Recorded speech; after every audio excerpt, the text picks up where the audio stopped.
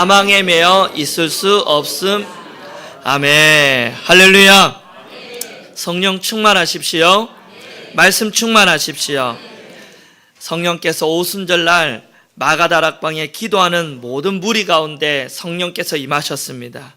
그 성령이 임하자 호련히 급하고 강한 바람과 같은 소리를 듣게 되었고 불에 혀같이 갈라지는 것이 보였다 그랬습니다. 성령이 그 집에 가득함을 그들이 보았습니다. 그러자 이 성령 받은 그들에게 이상한 행동이 하나 일어났는데 성령의 말하게 하심을 따라 다른 방언을 말하기 시작합니다. 각 나라의 사람들이 몰려왔는데 각자 언어대로 외국어를 막 말하기 시작하는 거죠. 사람들이 이 현상을 믿을 수가 없어서 혼돈과 충격에 빠졌습니다. 그래서 이렇게 조롱합니다. 저 사람들 세술에 취했다라고 조롱을 합니다. 그때 이 베드로가 성령의 감동을 받아 자리에서 일어나서 설교하기 시작합니다.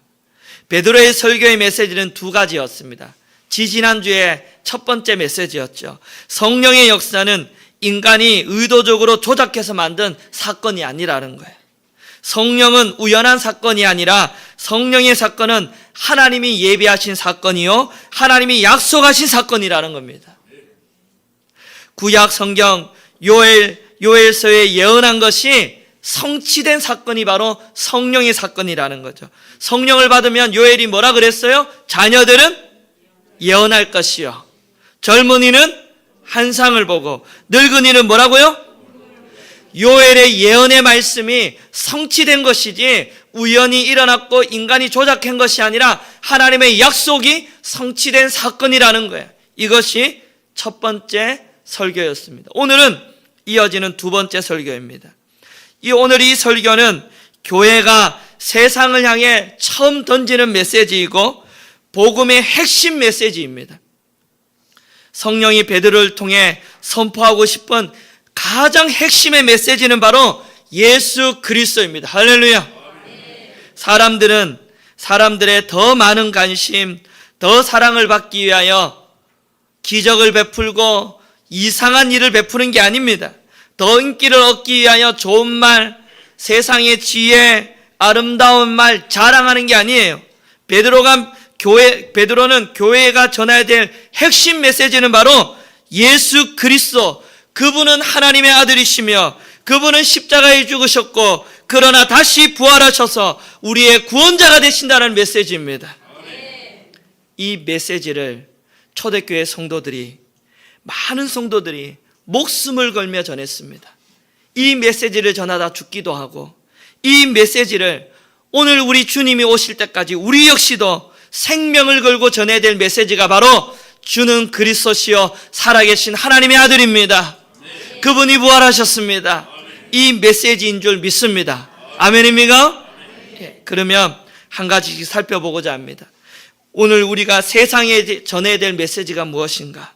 22절 말씀 읽어봅시다. 시작.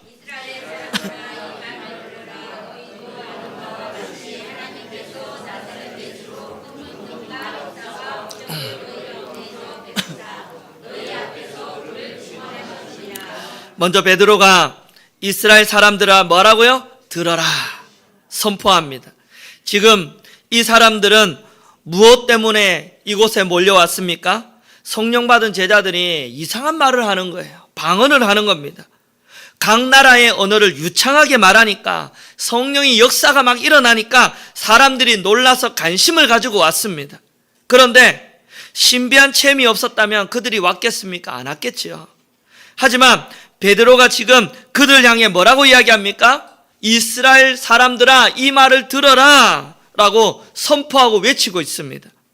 그러니까 너희들이 지금 이상한 현상을 보고 왔는데 너희들이 반드시 들어야 될 말씀이 있다라는 거예요. 기적만 보고 놀라는 사람이 되지 말고 하나님의 말씀을 들어야 된다는 거예요. 할렐루야. 말씀을 들어야 돼요. 그러면서 예수 그리스도에 대해서 선포하기 시작합니다. 그들의 관심을 예수님께로 돌리고 있습니다. 베드로는 자기들이 성령 받아 외국어를 유창하게 말할 수 있게 된 것을 자랑하는 게 아니에요. 자신들이 대단한 능력을 가진 것을 자랑하는 게 아니에요. 지금 제자들이 사람들의 관심을 누구에게 돌리고 있습니까? 기적입니까? 이상한 말에, 역사에 여러분 그들을 돌리고 있는 게 아니에요. 예수님께 초점을 맞추고 있습니다. 예수를 믿는 그 믿음 때문에 이런 놀라운 능력을 경험하게 되었다라고 말하고 있는 것이죠. 오늘날에 여러분, 각종 은사를 받은 자들이 사역을 하면서 이것이 마치 자기의 능력처럼 말하고 자기의 능력으로 되는 것처럼 이렇게 사역을 하는데 절대 그것 아니죠. 하나님께서 우리에게 어떤 능력을 주셨든지, 어떤 은혜를 주셨든지, 어떤 은사를 주셨든지 자랑할 것은 오직 예수 그리스도밖에 없습니다. 그분을 증거하는 기회로 삼아야 될 줄 믿습니다. 내 능력으로 된 게 아니에요. 내 능력으로 내가 대단하게 된 게 아니라 하나님이 주신 능력으로 했습니다. 하나님을 높이는 삶이 우리의 삶이 되어야 될 줄 믿습니다. 여기서 보니까 베드로가 너희도 아는 바와 같이 라고 나옵니다. 너희도 아는 바와 같이. 원문에는 이런 뜻입니다. 너희 자신들이 잘 알고 있다. 이게 무슨 말일까요? 지금 내가 하는 이 말은 너희들이 전혀 모르는 이야기가 아니라 예수에 대한 이야기는 너희들이 이미 잘 알고 있는 이야기다라는 거예요. 그러면 그들이 어떤 예수를 잘 알고 있습니까? 이어지는 말씀 나오죠. 하나님께서 나사렛 예수로 큰 권능과 기사와 표적을 너희 가운데 뭐 했다고요? 베푸사 너희 앞에서 그를 증언하셨느니라. 예수님께는 뭐가 있다는 말이에요?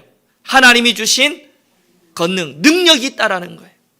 그래서 하나님께서 이 분이 바로 메시아라는 사실을 너희들 앞에서 뭐 했다고요? 증언했다라는 거예요. 여기에 이 큰 권능, 사람의 힘으로 전혀 할 수 없는 초자연적인 힘과 능력을 말합니다. 성경에 자주 언급되는 기사와 표적이 나오는데 이 기사는 주로 어떤 걸 말하냐면 자연현상을 통제하는 능력이에요. 자연현상을 예수님이 언제 통제하셨나요? 풍랑을 어떻게 하셨습니까? 잠잠해라. 무리를 어떻게 해요? 이 자연현상을 통제하는 능력이잖아요. 고기가 어떻게 해요? 배 오른편에 던져라. 어떻게 됐어요? 고기가 많이 잡혔잖아요.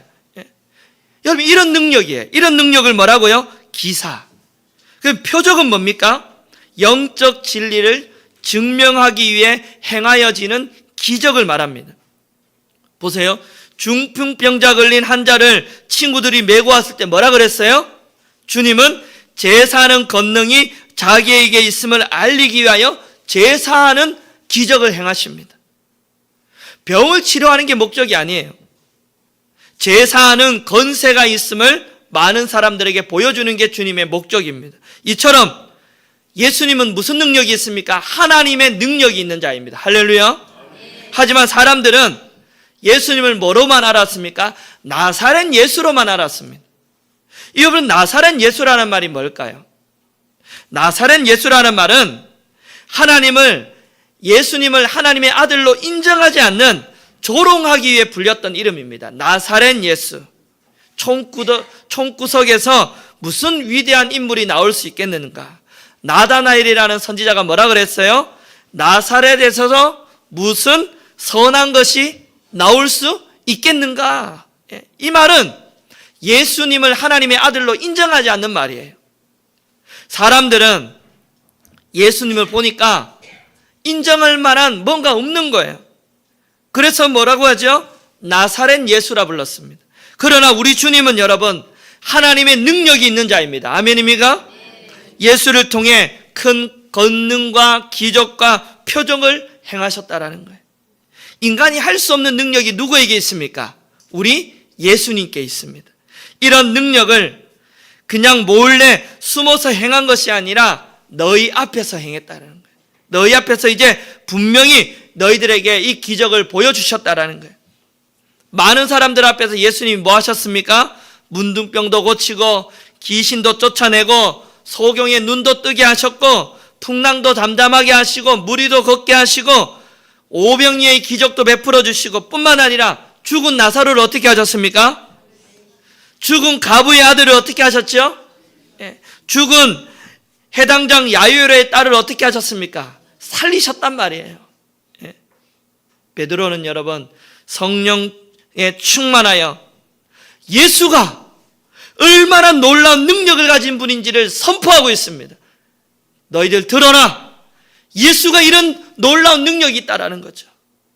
우리가 믿는 예수님은 평범한 나사렛 예수가 아닙니다. 하나님의 놀라운 능력, 위대한 능력을 가진 예수님인 줄 믿습니다. 그분이 하나님의 아들이십니다. 그분을 선포합니다. 예수님은 능력이 있습니다. 예수님은 하나님의 아들이십니다. 그러면 이 큰 권능과 기사와 표적을 행하신 목적이 뭘까요? 22절 마지막 절에 보니까 그를 뭐하기 위하여? 증언하셨느니라. 예수님이 기적을 행하신 목적이 뭘까요? 이분이 바로 메시아이시고 이분이 바로 구원자이심을 증언하는 데 목적이 있습니다. 예수님이 많은 기적을 행하셨는데 기적이 목적이 아니에요. 예수님만이 구약의 약속한 메시아요, 예수님만이 이 일을 하실 수 있는 유일한 하나님의 아들이심을 증언하는 데 목적이 있다는 거죠. 오늘도 여러분 하나님은 많은 기적을 행하십니다. 아멘입니까? 그 기적의 목적이 뭘까요? 기적을 통해 문제 해결이 목적입니까? 기적의 목적은 예수 그리스도를 믿게 하는 데 있습니다. 예수 그리스도를 증언하는 데 있습니다. 그분은 나를 구원하시기 위하여 이 땅에 보내신 하나님의 아들이심을 믿게 하는 데 있습니다. 기적을 통해 예수를 믿고 기적을 통해 하나님의 능력을 믿고 하나님을 만나는데 기적의 목적이 있는 줄 믿습니다. 사람들은 여러분 기적을 통해 만나야 될 예수에는 관심이 없어요. 오직 문제 해결되는 데만. 기적으로 우리 주님을 만나야 되는데 예수님 만나지 못하고 기적만 쫓아다니는 자들이 그 무리 가운데 얼마나 많았습니까? 예수님 당시에도 기적을 많이 행했지만 사람들은 여러분 예수님이 하나님의 아들이라는 건 관심이 없어요. 기적만 관심이 있어요. 떡 먹는 데만 관심이 있어요. 기적을 행하면 너무너무 좋아서 예수님을 왕으로 삼으려고 했다가 예수님이 십자가에 지시면 뭐라 그랬어요? 조롱하고 침뱉고 그 인간이 정말 예수님 앞에 기적과 표적 앞에 주님을 만나는 데는 관심이 없단 말이에요. 기적과 표적이 일어나면 하나님 살아계시고 고난과 어려움이 오면 하나님 안 계시고 그런 분이 아니에요. 기적의 목적은 하나님을 만나는 데 있습니다. 할렐루야. 기적의 목적은 하나님 만나는 데 있습니다. 주님을 증거하는 데 있습니다. 여러분 다니엘 기도 여러분 함께 보셨죠? 전부 뭐 하시던가요? 놀라운 기적의 그 현장 앞에 뭐로 고백하던가요? 전부 하나님을 높여드리잖아요. 그 간증을 듣는 사람이 누구를 증거하고 있는가요? 자기를 자랑하고 있던가요? 예수 그리스도를 증거하잖아요. 당신도 예수 믿으십시오. 당신도 예수 믿으십시오. 놀라운 기적의 주인공이 될 수 있습니다. 간증의 주인공이 될 수 있습니다. 아닙니까? 기적과 표적의 목적은 뭐라고요? 예수를 믿게 하는 데 있습니다. 예수를 증거하는 데 있습니다. 오늘 우리 교회에 이 땅에 오늘 이 세대를 살아가는 교회가 세상에 선포해야 될 메시지는 예수님만이 능력이 있습니다. 할렐루야. 예수님만이 능력이 있고 예수님만이 하나님의 아들이요 능력이요 그 예수님이 우리의 구원자가 되심을 선포하는 저와 여러분 될 수 있기를 축복합니다. 그분만이 큰 권능과 기사와 표적 능력이 있음을 선포하는 여러분 되시기를 축원합니다. 23절 보겠습니다. 23절 시작.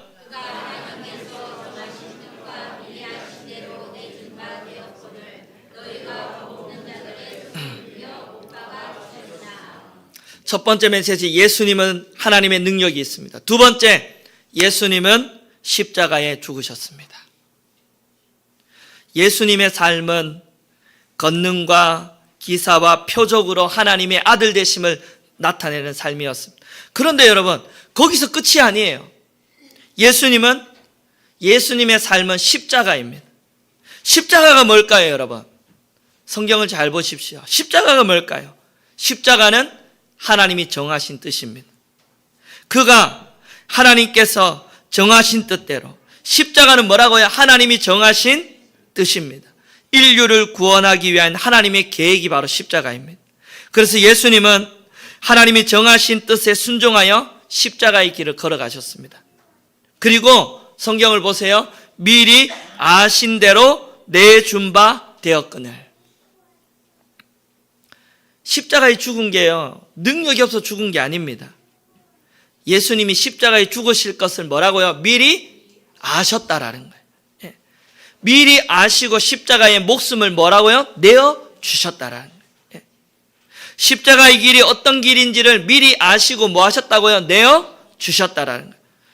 여러분, 세상에 이런 사람이 또 어디 있겠습니까? 이 땅에 태어나면 죽을 걸 알면서 태어나는 사람이 있습니까? 나는 십자가에 죽기 위해서 나는 태어났어 라고 그것을 기뻐하며 태어나는 사람이 누가 있겠습니까? 미리 아시고 태어나셨습니다. 나는 십자가에 죽을 것을 미리 아시고 태어나셨습니다. 그래서 아무리 어떤 어려움, 고통의 길이라 할지라도 중간에 포기하지 않으시고 끝까지 십자가의 길을 걸어가셨습니다. 십자가는 우리를 구원하신 하나님의 계획이요, 끝까지 우리를 포기하지 않는 하나님의 사랑인 줄 믿습니다. 우리를 사랑하셨기에 하나님이 누구를 내어주셨습니까? 예수님을 이 땅에 보내주셨고, 우리를 너무나 사랑하셨기 때문에 죽을 줄 알면서도 이 땅에 오셔서 십자가의 길을 어떻게 해요? 걸어가셨습니다. 우리가 반드시 이 일은 반드시 일어날 일입니다. 왜? 하나님의 뜻이기 때문입니다. 이렇게 될 줄 알면서도 걸어가셨습니다. 그렇다고 해서 이 일이 십자가가 하나님의 뜻이요 하나님의 계획이라고 해서 인간의 책임이 없는 게 아닙니다. 성경이 뭐라고 그러죠? 너희가 법 없는 자들의 손을 빌려 못 박아 뭐 했다고요? 죽였다. 예. 하나님의 계획과 상관없이 더러운 죄와 책임이 있다라는 거죠. 예수님은 로마의 법정에 섰습니다. 그리고 로마의 재판을 받아 죽었죠. 하지만 지금 베드로가 책임을 묻고 있는 사람은 로마가 아니라 바로 이스라엘 백성들입니다. 너희들이 죽였다라는 거예요. 이스라엘 백성들 너희들이 죽였다라는 거예요. 너희가 책임져야 될 문제라는 겁니다. 로마인들이 죽인 게 아니라 실제는 권력을 가진 로마인에게 죽였지만 실상은 이스라엘 백성들 너희들이 죽였다라는 거예요. 그런데 여러분, 오늘 이 말씀이 지적하는 사람은 이스라엘 백성들이지만 성경은 그들에게만 해당되는 말씀일까요? 아닙니다. 오늘 저와 여러분들에게 해당되는 말씀이에요. 성경은 언제나 오늘 저와 여러분들에게 적용하기를 원합니다. 예수님이 십자가에 죽으신 것은 이스라엘 백성들 때문입니까? 저와 여러분들 때문입니까? 저와 여러분들 때문입니다. 내 죄 때문에 죽으신 줄 믿습니다. 십자가는 다른 사람 때문에 일어난 게 아니에요. 옆 사람 때문에 일어난 게 아니에요. 이스라엘 백성들 때문에 일어난 게 아닙니다. 십자가의 죄는 유대인들의 죄도 아니고 로마인들의 죄도 아니고 오늘 저와 여러분들의 죄인 줄 믿습니다.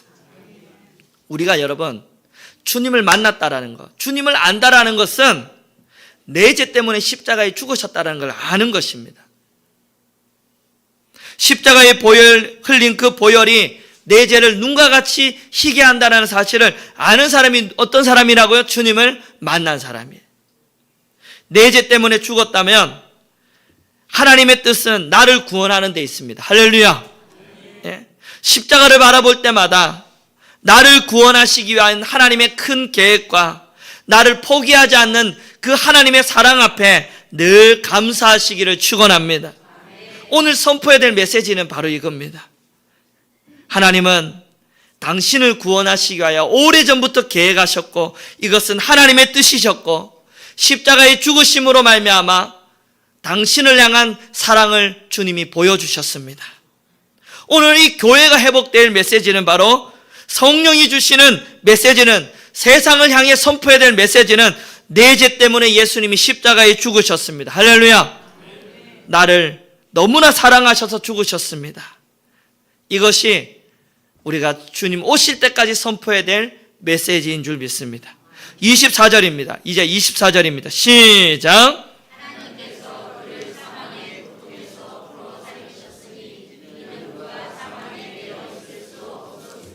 마지막 메시지입니다. 주님은 능력 있고 주님은 십자가에 죽으셨고 마지막에 뭐 하셨어요? 부활하셨습니다. 여러분, 부활이 없는 기독교는 아무것도 아니고 껍데기만 있는 종교입니다. 24절에 하나님께서 그를 사망의 고통에서 뭐 하셨다고요? 풀어서 살렸다. 사망의 고통, 사망의 고통에서, 이 사망의 고통이라고 했는데 원문은 사망의 덫입니다. 예수님이 어디에 걸리셔서 고통받고 있어요? 사망의 덫이라고, 덫에 걸려서. 여러분, 이 덫은 절대로 우리 인간의 힘으로는 빠져나올 수 없는 올가미입니다. 여러분, 사냥을 할 때 보세요. 얼마나 날카롭습니까? 거기에 발이 탁 들어가면 이렇게 탁 잡으면 아무리 발부둥 쳐도 나와요, 못 나와요? 이 사망이라는 것이 아무리 우리가 발부둥 쳐도 못 나온다라는 거예요. 한번 딱 잡히면 끝이에요. 베드로는, 그런데 베드로는 그냥 사망이라고 하지 않고 사망에 왜 덫이라고 했을까요? 우리 인간이 바로 그런 존재입니다. 사망의 덫에 걸리면 우리 인간은 뭐예요? 나올 수 있어요, 없어요? 우리의 영적인 상태가 바로 이런 상태라는 거예요. 이런 죄인을 구원하시기 위하여 주님이 직접 사망의 덫에 걸려주신 거예요. 이걸 통해 인간이 경험해야 될 걸 예수님이 직접 경험하셨다라는 거예요. 그런데 하나님이 그를 사망의 덫에서 어떻게 해요? 풀어서 살리셨다. 할렐루야. 왜요? 이는 그가 사망에 매여 있을 수 없었음이라. 사망에 매여 있는 것이 불가능하다라는 거예요. 왜 불가능할까요? 예수님이 왜 사망의 덫에 걸려서 매여 있는 것이 불가능할까요? 하나님이 풀어 살리면 아무리 죽음의 권세가 붙잡아도 절대로 붙잡을 수 없는 줄 믿습니다. 이것이 하나님의 권세와 능력인 줄 믿습니다. 사망 권세를 깨시고 하나님의 능력으로 죽음의 권세를 이기고 예수님을 사망이 붙들 수 없기 때문에 이제는 놓아줄 수밖에 없는 존재가 되었다라는 거예요. 우리 하나님은 그래서 부활의 능력을 가지신 하나님입니다. 아멘입니까? 그래서 우리 주님은 부활을 경험한 부활의 첫 열매가 되셨죠. 하나님이 예수님을 다시 살린 이유는 아무런 죄가 없기 때문입니다. 뭐라고요? 아무런 죄가 없기 때문입니다. 본래 인간에게 죽음이 온 것은 죄 때문입니다. 죄 때문에 죽음의 권세에 매여 있는 것인데 예수님이 사셨다는 건 뭐가 없다라는 거예요? 뭐가 없다라는 거예요? 죄가 없다라는 거예요. 죄가 없기 때문에 풀어 살리시는 거죠. 그럼 질문합니다. 여러분, 부활의 예수님을 믿는 사람은 뭐가 없다라는 거예요? 죄의 문제가 해결되었다라는 거예요. 할렐루야. 죄의 문제가 해결된 사람은 어때요? 죽음의 문제가 해결된 사람이에요. 죄의 문제가 해결되면 죽음의 문제가 해결됩니다. 아멘입니까? 죽음이 우리를 붙들 수 없습니다. 사망이 우리를 붙들 수 없어요. 어떻게 하면 죄의 문제가 해결되는가? 나의 죄를 위하여 죄 없는 예수님이 십자가에 죽으셨고 3일 만에 부활하셨다는 것을 믿는 사람은 따라합시다. 죄가 떠나가고 참 생명을 얻게 될 줄 믿습니다. 아멘입니까? 이 단순한 메시지만 많은 사람들이 이 메시지 앞에 믿지 않는 거죠. 예수 믿고 하나님의 자녀가 되면 뭐가 해결됩니까? 죄가 해결됩니다. 죄가 해결되면 뭐가 해결돼요? 죽음이 우리를 붙들 수 없다라는 거예요. 사망이 우리를 붙들 수 없다라는 거예요. 더 이상 죽음의 권세가 우리를 지배할 수 없습니다. 그러면 어떻게 됩니까? 예수님 다시 오시면 어떻게 돼요? 우리 모두가 안 보이면 그 사람은 사망의 권세가 붙들고 있는 사람입니다. 네? 옆 사람 보세요. 다음에 만나야 되는데 옆 사람이 없다라는 것은 예수 아직 안 믿는 사람이에요. 그리고 사망의 권세에 붙들려 가지고 사망의 덫에 잡혀 있는 사람입니다. 그런데 만났다라는 건 뭐예요? 주님 다시 오시면 우리 같이 만나면 뭐예요? 죄의 문제를 해결하고 사망의 권세에서 풀어서 다시 살아났다는 거예요. 할렐루야. 예. 죄의 문제는 예수 외에는 해결할 길이 없습니다. 오늘 이 자리에 나오신 여러분, 예수 믿어야 사망의 권세에서 풀려날 줄 믿습니다. 여러분, 이 자리에 아직도 내가 예수를 알지 못하는 사람은 기도하셔야 돼요. 예수 믿게 하여 주시옵소서. 예수 믿지 않아서 그냥 왔다 갔다 하는 인생은 다음에 여러분 주님 다시 오시면 사망의 권세에 매여 있는 자가 됩니다. 얼마나 불쌍합니까? 성령 받은 교회가 선포해야 될 메시지 오늘 3가지입니다. 오늘 교회가 회복되어야 될 메시지는 3가지입니다. 세상을 향해 선포해야 될 메시지 3가지입니다. 예수님만이 하늘의 능력을 가진 하나님의 아들이십니다. 할렐루야. 한번 옆에 따라합시다. 옆에 분들에게 인사합시다. 예수님만이 하나님의 능력을 가지신 분입니다. 여러분, 문제를 만나면 딴 데 찾지 마세요. 능력은 누구에게 있어요? 예수님. 그분이 큰 권능과 기사와 표적을 행하신 능력은 누구에게 있어요? 자꾸 딴 데 기도하지 마세요. 예수님 붙으세요. 그분에게 능력이 있습니다. 죽은 자도 살리는 능력이 누구에게 있어요? 2번째는 예수님이 나를 위하여 십자가에 죽으셨습니다. 인사하겠습니다.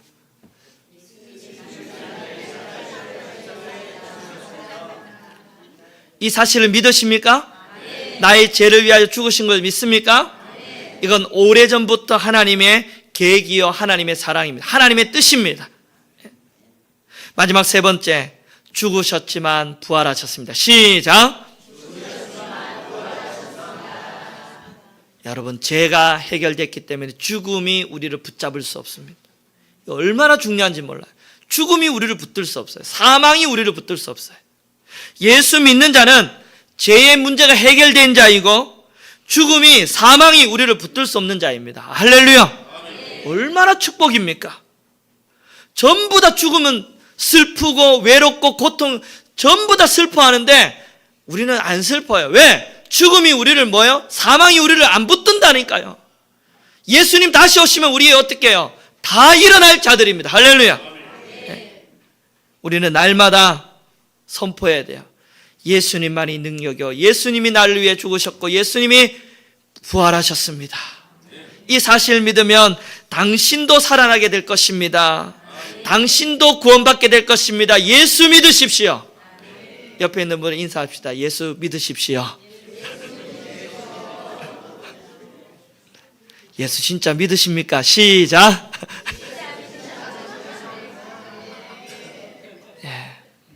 오늘날 이 복음의 메시지를 교회 안에서 전해야 된다는 말이 있어요. 얼마나 비극입니까? 교회 와도 이 메시지를 믿지 않는 이런 비극 속에 우리가 신앙생활 한다라는 거예요. 마지막에 죽을 때는 목사님 두려워요 그래요. 이게 맞느냐 말이죠. 여러분, 우리가 마지막에 죽을 때 목사님 제가 주님 먼저 만나고 있겠습니다. 이게 우리의 신앙 모습이 아니냐 말이에요. 죽을 때 돼가지고 그 전에 예수님에 대한 메시지, 성경 예배 그렇게 드려놓고도 두려워요. 이게 우리의 신앙이란 말이에요. 진짜 예수를 믿으면 사망이 우리를 붙들 수 없습니다. 그럼 평안 아닙니까? 평안 아니냐고요. 예? 인생 사는 게 기쁘지 않습니까? 예수 믿는 게 얼마나 축복입니까? 오늘 이 메시지 앞에 여러분 날마다 예수 믿으시고 이 메시지를 선포하고 전하는 오늘 저와 여러분 될 수 있기를 축복합니다. 이것이 오늘 우리 성령이 우리에게 주시는 메시지입니다. 우리 주님께 영광의 박수 올리겠습니다. 할렐루야. 자리에서 일어나서 하나님 찬양하겠습니다.